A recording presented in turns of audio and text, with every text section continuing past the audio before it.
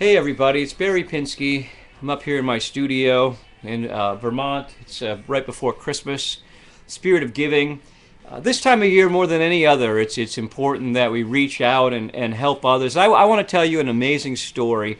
A friend of mine who had the most unbelievable childhood has turned his life to be all about giving and helping others. And he's created a way for us to help him help other people. And I want to share that with you today. Now, this person, you're not going to believe this. This individual, his parents were having a really hard time carrying a child. His mother was having a hard time carrying a child to term, and they heard about in vitro fertilization. They didn't have a lot of money, and what they did, having knowing a little bit about like how the guy would come and inseminate the cows on the farm, where he wears that big long glove and has the glass tube, and he sticks his hand all the way up the cow's ass, and then takes the semen out of the nitrogen and puts that in the cow's other part there, and he holds the uvula or whatever the hell it is and blows in the semen. They knew about this, and they knew about in vitro fertilization. They could afford to have the egg and the sperm together in the test tube. So this person's parents get the egg and the sperm together in the test tube, get their cousin Nina to pretend to be the lady that's going to carry the child, which they couldn't afford to pay. They go to the doctor. They get it all ready. The doctors are thinking the test tube. The dad and the mom and Nina, they distract the doctor. The dad takes the test tube, goes running out of the hospital, races home, and squirts with a turkey baster this egg and sperm embryo of our friend Buzzsaw, squirts it into the pig. They risked everything on this chance that their big pig could carry their only child. And it took. The pig carried the baby to term. Now, they didn't tell anybody about this. I know this because I'm intimate friends with these people. I know the story. It's amazing. My friend Buzzsaw was the first human born of swine. That's how he started his life. He was birthed from a pig.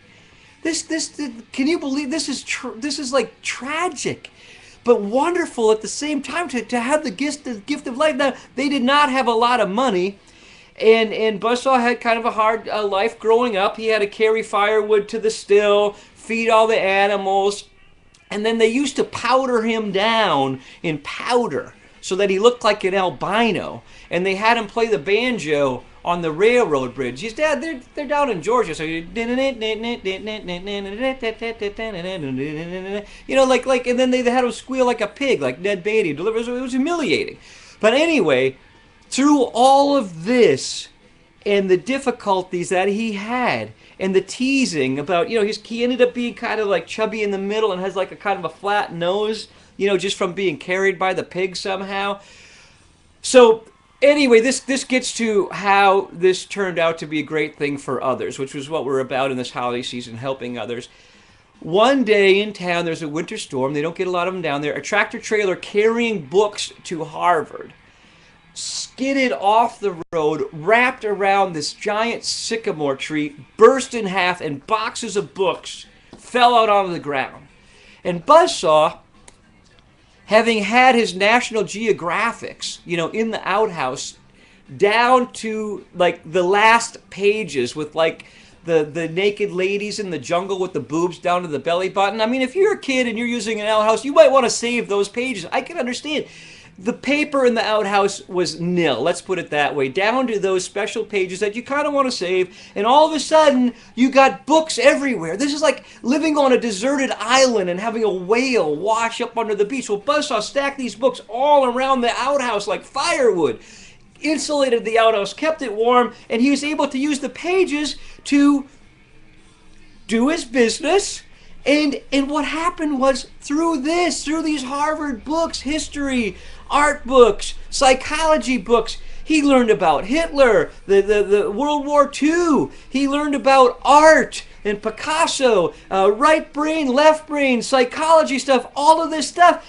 And the cool thing for him, he didn't need a bookmark. He would read, rip out the page, wipe himself, and put the book on the shelf and come back and open it up, and that's just where he left off.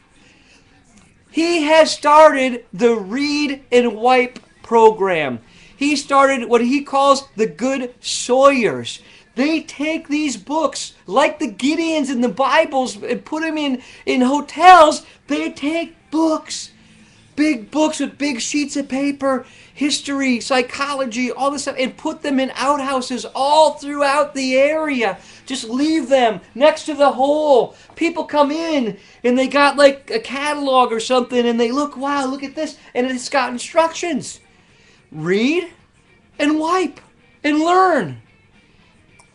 Buzzsaw, born of swine, has a Harvard education, all from reading and wipe. And he's sharing this with other people. So friends, this is what I'm asking you to do. Go around your house, find your books, put them in a box, send them down to Buzzsaw's Outhouse in Dillard, Georgia. You don't need a zip code, you don't need anything. They know where he is. And we're going to help educate more people. This is a wonderful charity, the Good Sawyers, the Read and Wipe program. You know, this is the time of year to give, so please send your books down to Buzzsaw. And I thank you. Thank you very much.